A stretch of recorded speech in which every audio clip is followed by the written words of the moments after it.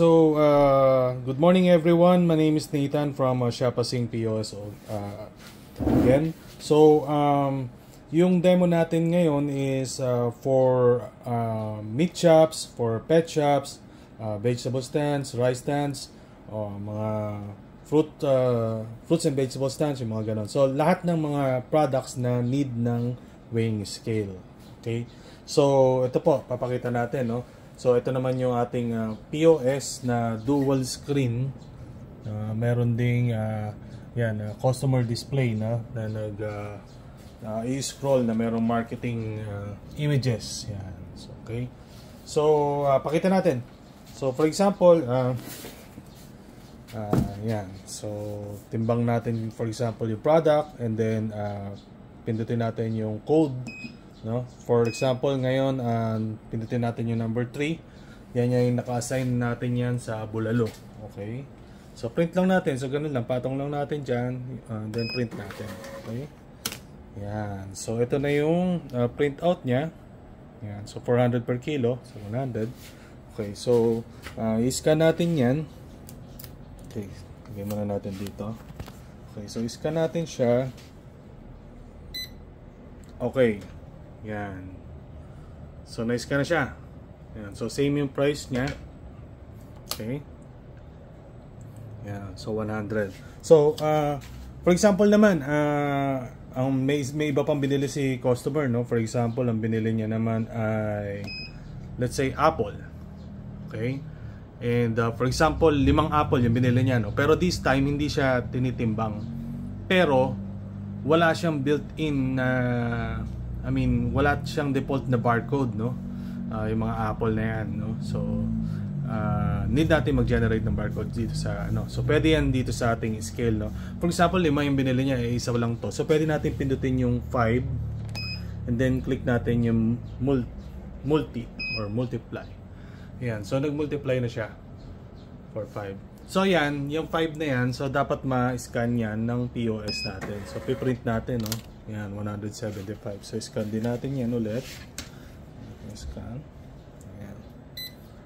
Okay. Ayan. So, yan na. So, meron tayong per weight na product. Meron din tayong per piece na product. No? Both generated siya dito sa ating integrated weighing scale. Okay?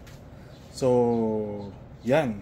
And, of course, kung meron pa akong ibang product, let's say meron akong mag-scan lang ako dito ng Coke, no?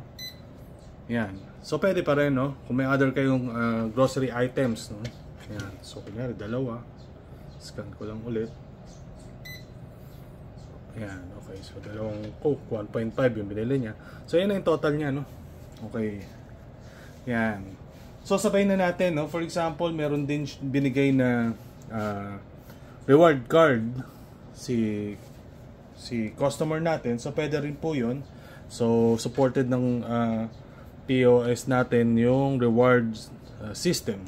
So, yan. For example, scan natin yung kanyang reward card.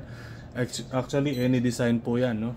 Pwedeng customize yung design niyo. Yan. So, lumabas na yung available points niya. So, pwede siya mag-earn. Okay? Nang apply natin, no? Actually, pwede kayo mag-set ng minimum points na required to redeem. So, kaya yung option ng redeem hindi pa available kasi yung available points niya ay 50 pesos pa lang, no? So, apply natin. Okay? So, siguro dagdagan natin yung Coke para lang lumampas na yung points niya sa 50 para mapakita natin yung redemption. Okay? Mag-scan pa ako ng Coke. Ayan, para dumami yung niya, points niya. Dagdagan lang natin. Okay. So, palampasin lang natin ng 50. Okay. Yan. Okay. So, yan. So, in-expect natin meron siyang 50 pesos na may earn na points. Okay. So, check out natin. Check out. So, for example, ang binigay na pera ni customer, 1,100. Alright. Pindutin na lang natin dito. Okay. Actually, pwede rin i-type, no? Yan. So, kunyari, 1,1 yung binigay niya. Pindutin natin cash. Okay, so mag-open ng cash drawer and mag-print ang ating receipt. So, nandyan ang kanyang total points na na-earn. Okay. Yan. So, check natin. kung nag-earn na nga ba siya ng points. Actually, pag nag-sync na yan, nag-earn na siya ng points. Okay. So, check natin ngayon. So, let's say, bumalik siya, no? Kunyari, bumili ulit siya ng, sige, mag-try tayo ng isa pa dito. Try natin yung, ano pa? So, ano pa lang ang product ko dito? Cabbage, apple, bulalo. Actually, nagdagdag na ako kanina yung pork. Pero hindi pa pumapasok. So, pakita natin ngayon yung integrated natin or integration natin, no? Okay? So, wala pang, ano lang, meron lang ako sa scale ay cabbage, bulalo, at saka yung fruit na apple. So, yan, kung makita nyo. 1, 2, 3, yung 4 ko, wala pa, no? So, in-expect natin na dapat pumasok yan dito. Pero para pumasok yan, click lang natin yung push to scale. Ayan. Okay, click natin push to scale.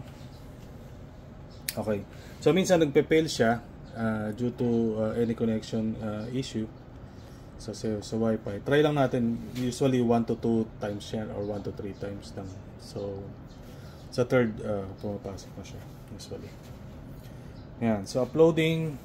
Okay. Ayan. So, ang purpose nito, push to scale, actually, pwede nyong update yung price niyan online kahit wala kayo sa store nyo. Okay?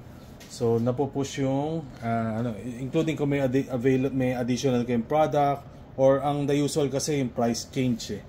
So, pag nag-update kayo ng price, di ba? Siyempre, ang hassle kung pupunta pa kayo dito mismo sa store, tapos i-update nyo yung price nito. So, hassle yon, no?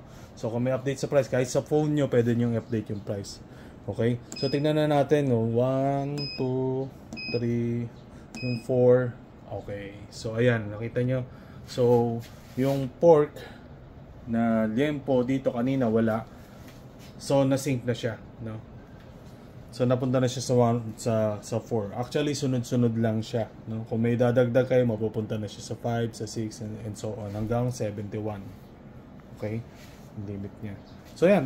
So, try natin, no? 380. Yan. Print natin. Okay. Okay. So, 95. 95. So, scan naman natin itong ngayon. Itong si Liempo sa POS. Okay. So, same price siya. Okay. So, for example, bumalik pa rin si customer, no? Meron na kayong loyal na customer. Scan lang natin yung QR code niya.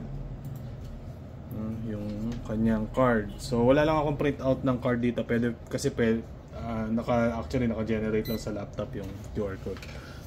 Anyway, so yung card kasi na yun, pwedeng customize yung design nyo ng inyong team or logo, any kind of design ng card na gusto nyo.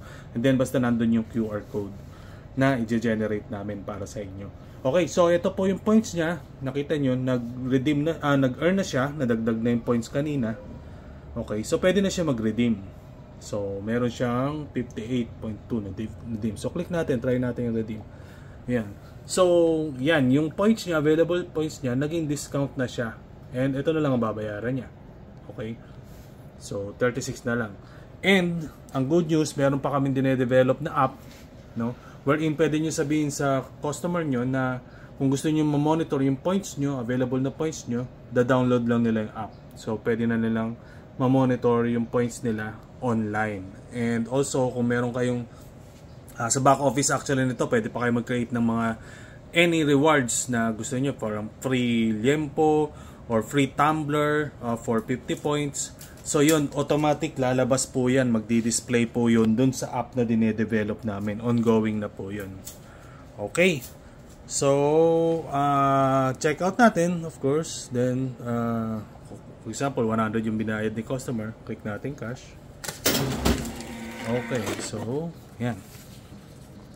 So, kita natin, yan. So, nandyan na yung less discounts niya ng redeem rewards. Okay, that's all for demo for now. And my personal number is 0998-886-4031. You may call me or text me or Viber or Messenger. Thank you and good morning everyone.